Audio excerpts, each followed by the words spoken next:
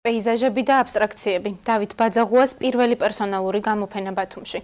წარმოშობით აფხაზმა ხელოვანმა ბოლო 5 წლის განმავლობაში შესრულებული 67 ნამუშევარი წარადგინა. ავტორი ამბობს, რომ სხვა გამოფენებისგან განსხვავებით ბათუმში ზღვის თემატიკას ჭარბობს.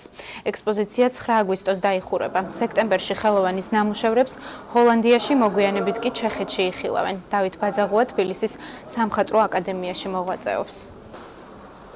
თემატიკა ამ გამოფენის არის ცოტა განსხვავებული, იმიტომ რომ არის ზღვის თემაც, რომელიც არის ჩემთან პირდაპირ კავშირში, მე გახლავართ აფხაზეთიდან და ძალიან მენატრება ის ზღვა, იმ ზღვის სურნელი. ასევე მაქვს წარმოდგენილი პეიზაჟები, აბსტრაქციები, ეს ჩემი საყვარელი თემაა.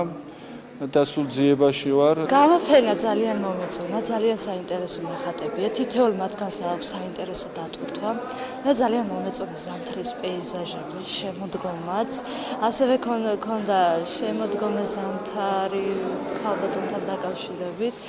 ძალიან საინტერესო გამოფენა იყო.